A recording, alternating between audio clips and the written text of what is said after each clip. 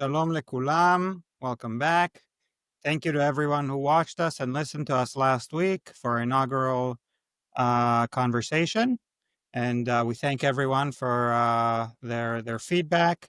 And we look forward to doing this for at least the rest of Sefer Bereshit.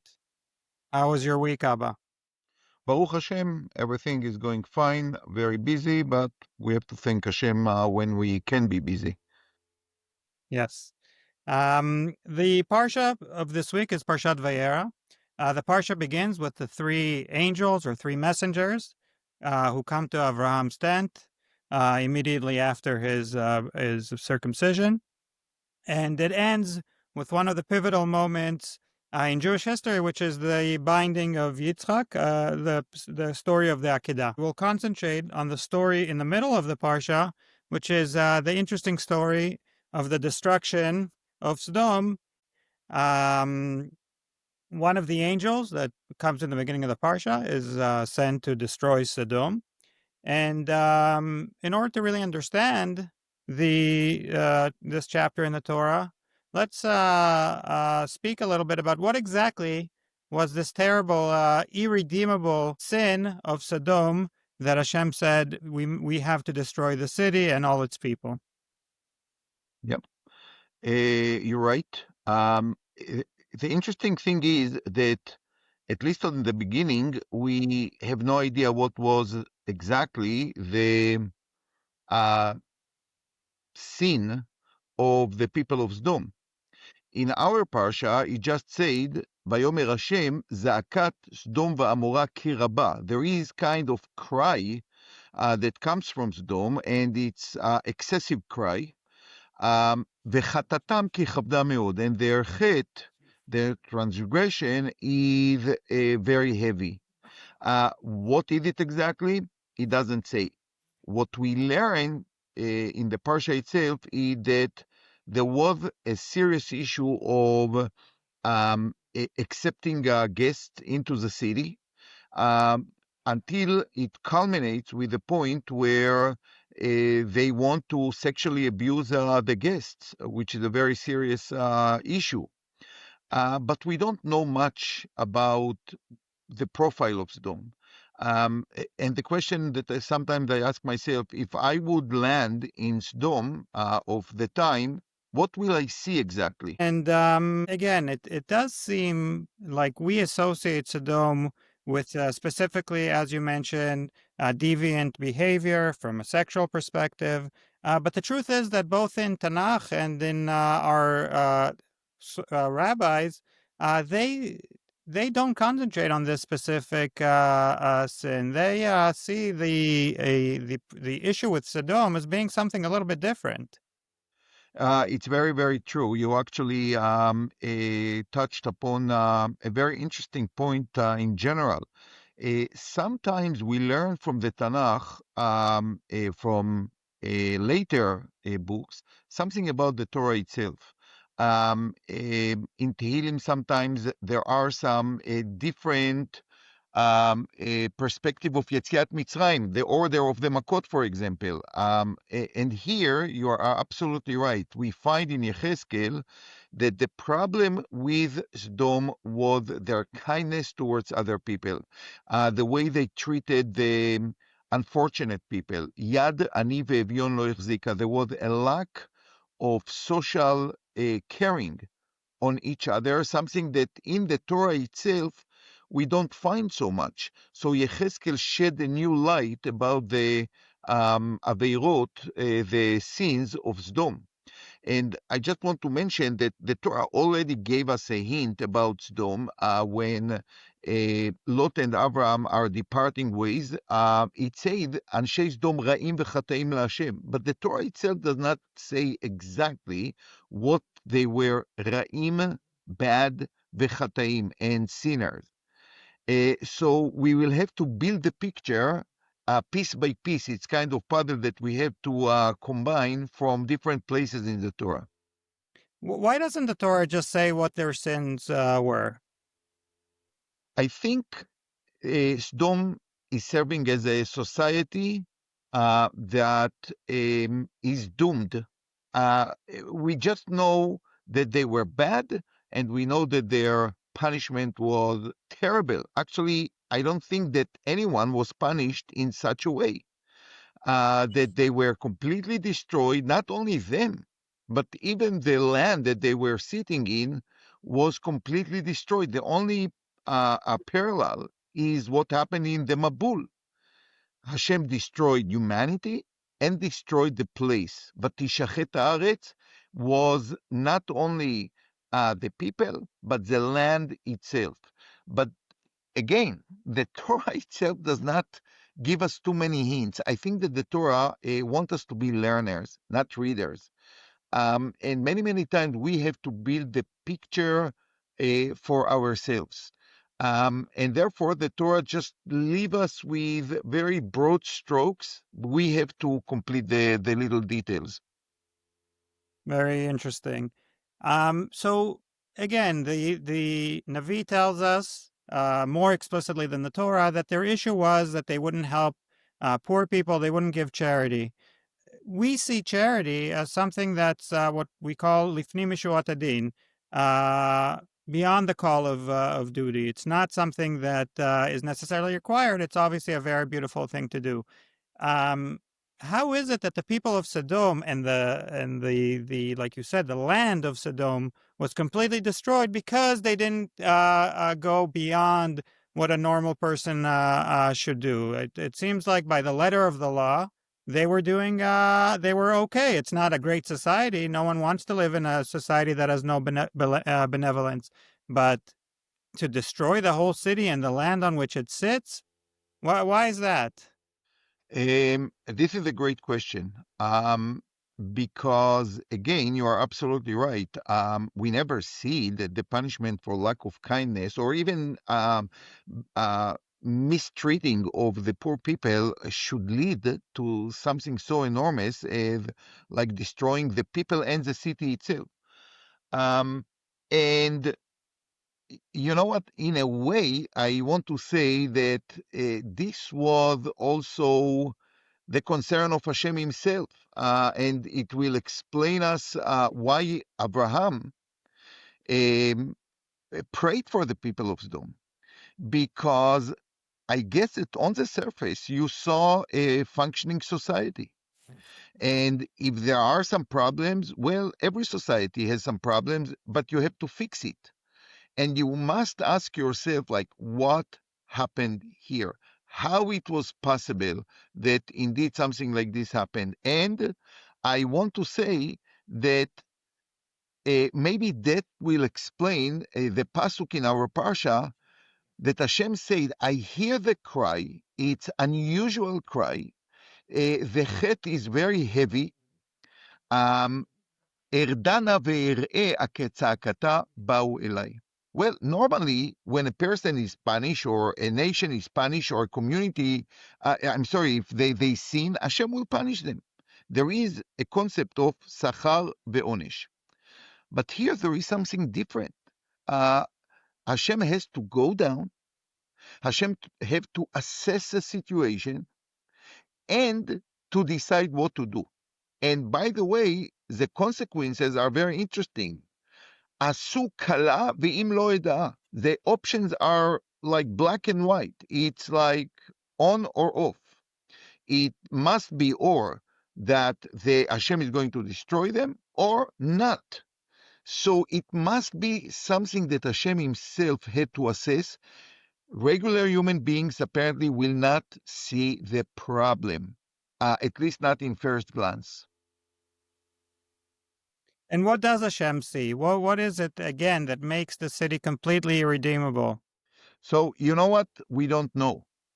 We don't know. The Torah covers it. The Torah said that ketzakata ba'elai, and our sages are telling us that there was a few stories that were just awful. Ketzakata shel ota riba, there was a girl that was treated with unbelievable cruelty, and her screams came in front of Hashem. But again, the Torah does not give us too many details, does not give us a picture of what exactly happened. We do see something very, very serious. And this is when the angels came to Sodom the people want to rape them. Well, that gives you some idea about what this society was look like. And I do believe that this was a corrupted society, and as Chazal say, apparently, and again, I put just the pieces together. Very wealthy society, because remember that Lot saw the place and he wanted to live there. Apparently, he saw that this is going to be a Mechaya, this is going to be a Gan Eden. And indeed, the Torah itself describes Sodom before the burning it down as a beautiful place like the delta of the Nile, very fertile, very rich, a place that a person can be really wealthy. And we know that societies like this can use their wealth for the benefit of others, but sometimes exactly the opposite happens. They want to keep the wealth for themselves. They don't want to share it with the rest of the world. And that's what happened in Sodom. They did not like people coming in and sharing their wealth with others. To the point, as I said, that it corrupted them totally. A society that the entire city, and I want you to pay attention to this word, the Torah is telling us that everyone in the city came at night to make sure that no one will host people, and more than that, if they will rape the guests and put in danger the life of the person of Sodom. This was the city. And I think that this sin is necessary to understand why Hashem punished them so severely, because you are not talking about some criminals. You are not talking about bad laws. You talk about a society that from the little ones to the older ones, from the people who are distinguished to the laymen, everyone participated in this sin, which tells you that when the society entirely is corrupt, there is no place for redemption. In a way, if I want to connect it to these days, there is a big question about what Israel did in Gaza, if it was fair to punish the innocent people, the children. Again, I don't want to draw, I don't like when people draw clear parallels between something that happened in the Bible to today's. But I think there is a moral principle here that we have to pay attention to. And this is how much the society is involved or covering the crimes of certain people. When it's only certain people, you have to deal with certain people, the rest might be innocent. But what we saw in front of our eyes was a whole society is recruited to protect the awful things and crimes of the army branch of the people of Hamas. But the Torah here is teaching us a great lesson. When it's the entire society, there is no mercy for the entire society. You cannot start to say, okay, these people yes, these people not. It's a whole society that has to be punished. Yes, I think it's a very interesting point from a quantitative perspective to see a whole society that people ask about collective punishment. I'm referring to Sodom. And the truth is, according to what you're saying, according to the hints we have in the Psukim, it's not really a collective punishment. Everyone in Sodom was guilty. I do want to point out some of our commentaries who say that the issue with Sodom was obviously the fact that people sinned, but God and other stories, similar stories that we have in Tanakh, people who sinned and even committed graver sins didn't necessarily get this punishment of total destruction, total annihilation. And something that's pointed out in a lot of our commentaries and actually appears later on in the writings of different philosophers that are more contemporary is that the issue with Sodom wasn't just the sinning of the people, it was that the way that they treated the guests was actually codified and legislated by their legal system, meaning the people of, and this is how you get a whole society to behave this way. The people of Sodom were actually, according to the laws of Sodom, were doing exactly what they were supposed to.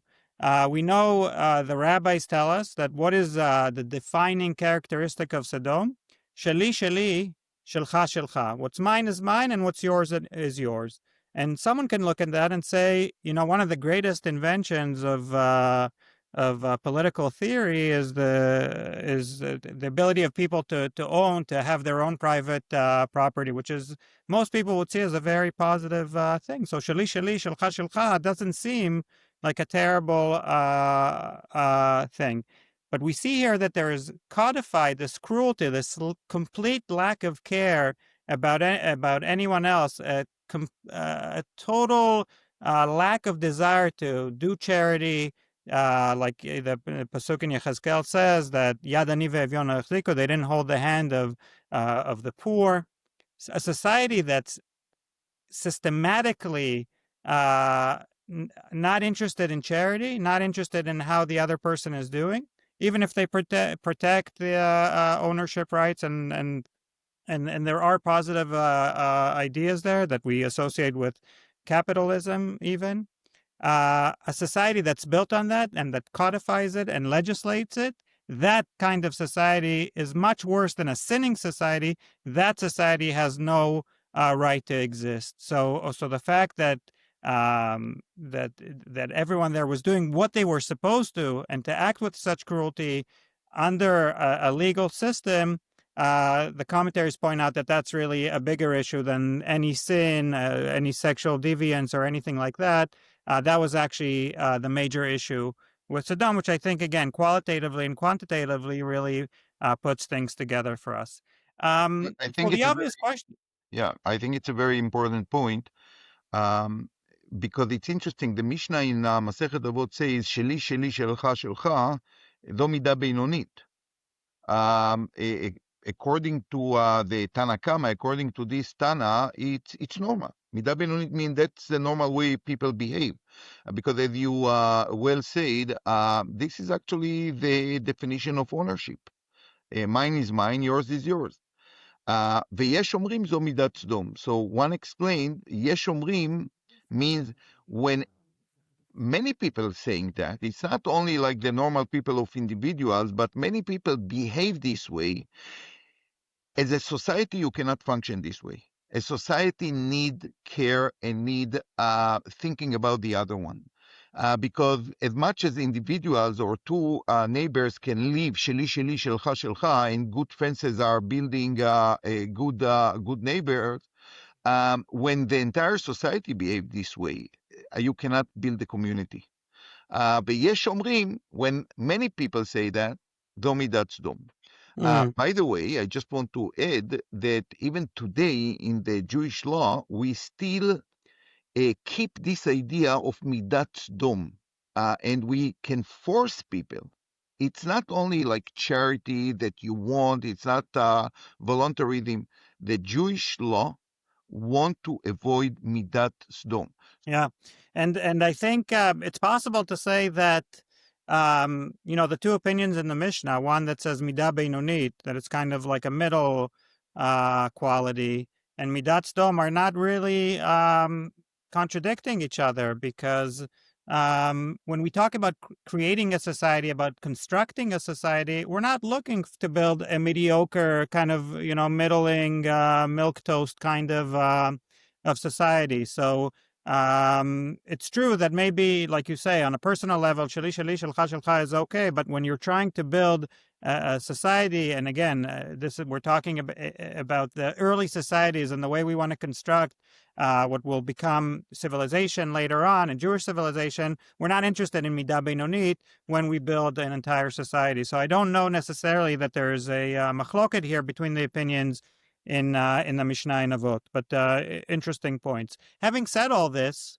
the obvious question becomes: there's quite a long chapter here where Avraham goes and prays to Hashem, and this is really the first prayer that we find in the whole Torah, and we said already last week that we always want to be looking in Sefer Bereshit, we always want to be looking at the things that happened first, because they really set the tone for various concepts for the entire history of mankind and Jewish history as well. And how is it that Avraham spends, there's a whole back and forth, and a close reading here is very interesting. He asks, maybe there's 50 good people, 45, and he goes all the way down to 10.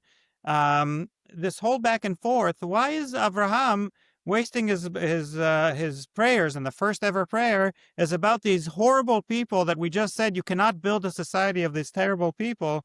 How is it that that's the first prayer that we have? What interest does Avraham have in praying for it? Especially when we know that at the end of the Parsha, Hashem tells Avraham to sacrifice his son, which he does willingly, with zero pushback. How is it possible that Avraham pushed back so much against the destruction of these terrible people that were completely antithetical to everything that Avraham stood for, the chesed that we see in the beginning of the Parsha? Why was Avraham interested in saving these terrible, terrible people, especially when Hashem already expressed his interest in destroying them, and especially when he doesn't push back on sacrificing his one and his one son from Sarah? Okay, so you asked two separate questions. I think each one deserves some answer. The first one is obviously why Abraham pray for such terrible people to be saved. Number one. The other question is comparing it to the Akedah. So let's go one by one. I strongly believe that Abraham, especially a righteous person like he was, could even imagine that a society can go so corrupt as the people of Sodom. And think of just about the number. See how much Abraham was detached from reality. He speaks about 50 people, 40 people, 30 people, when in reality, I am not sure that Lot would be saved unless he was like adopted son of Abraham.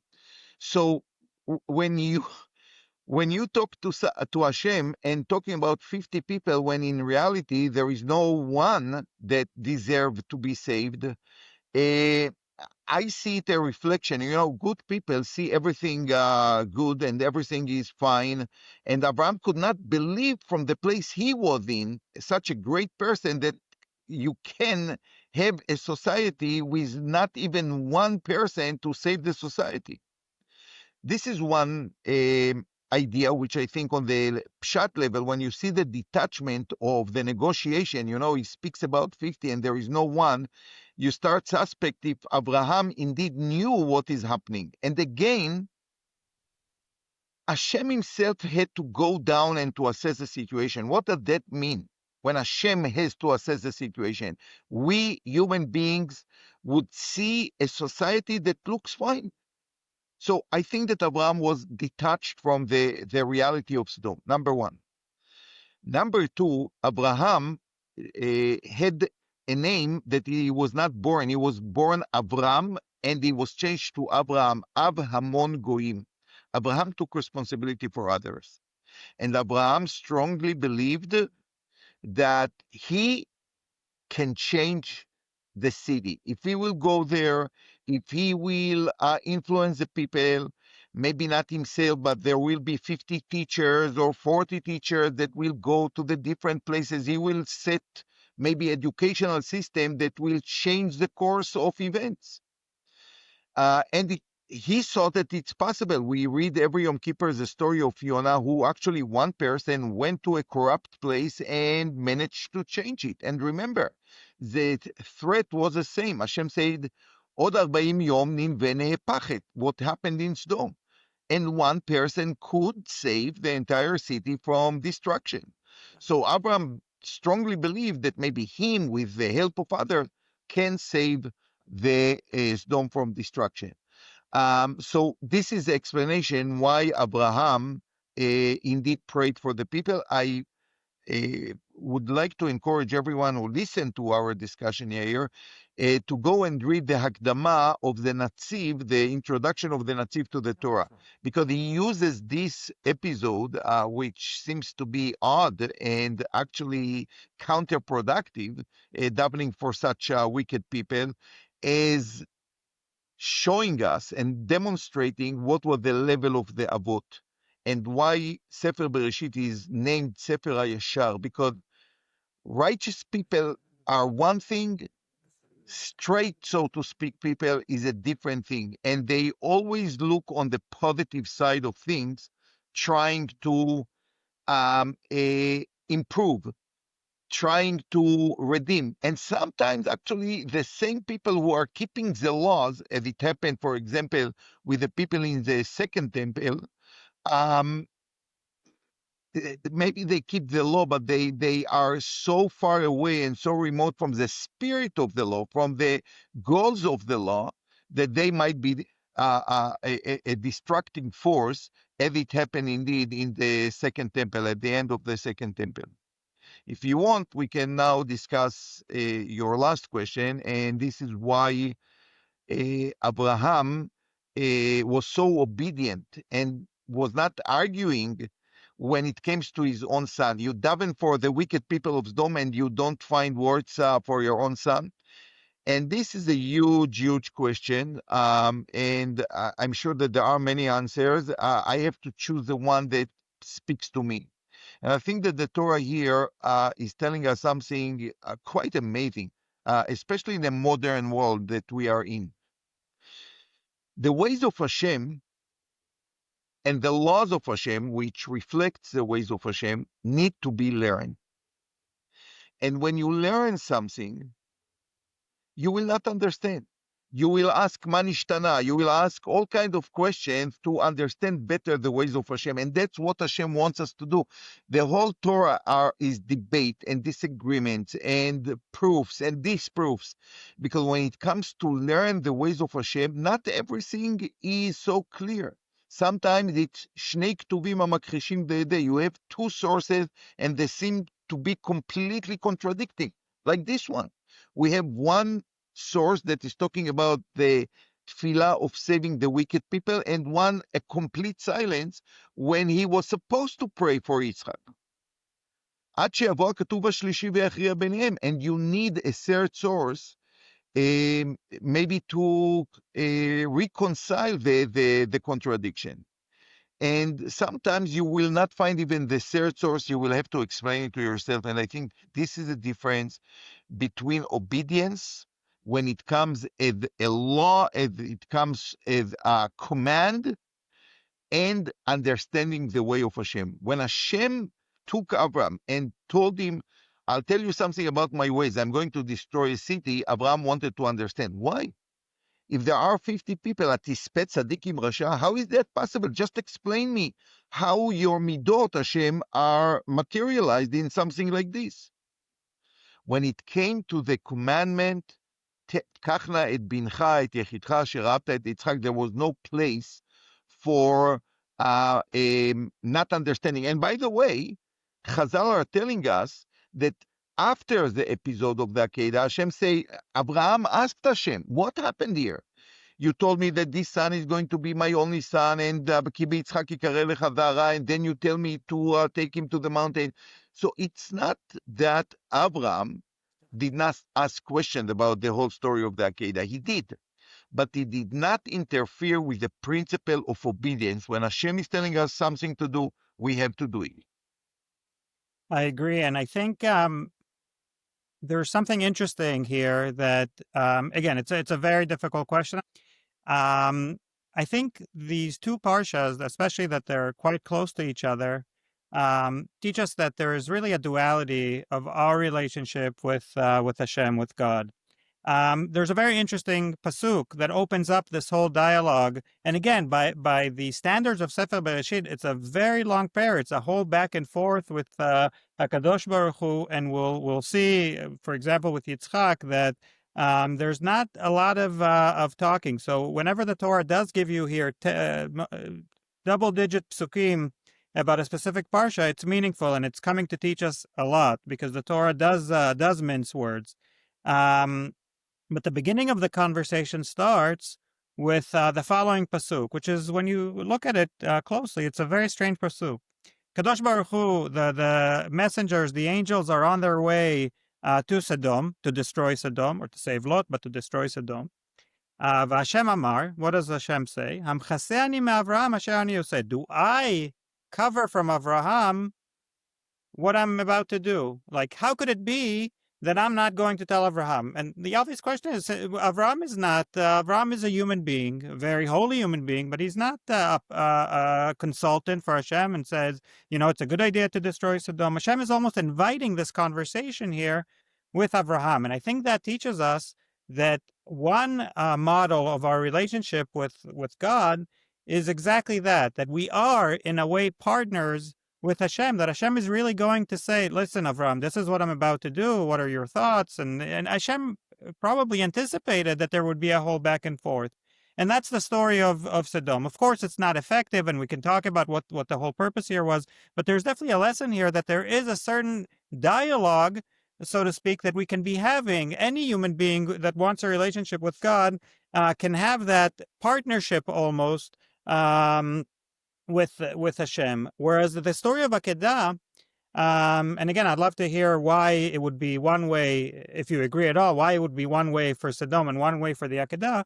But the Akedah actually shows us a different model, which is that with our relationship with God, and sometimes we have to be completely subservient to Him. So there is this model of partnership with God, but also at the same time, there are certain situations where we're completely subservient and we can be doing something totally irrational. And we know that at that time, that was the biggest test for Avraham, because other nations were sacrificing their children to whatever gods they believed in.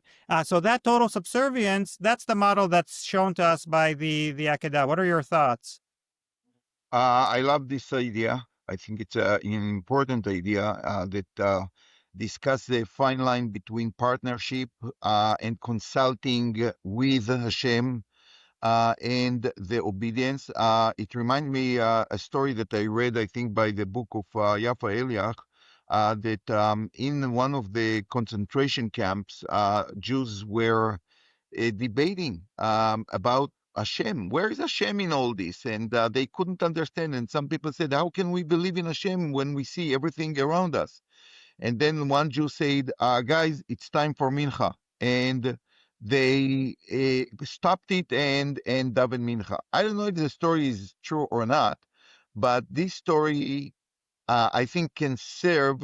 I can see it happen. Let's put it this way. I can see this story could happen, that we have many questions in our life. We don't understand everything. But at the end of the day, when mincha comes, I mean, not almost at the end of the day, when mincha comes, you go to daven mincha, you can live, I would say, almost peacefully with your doubts and questions, and at the same time with full obedience.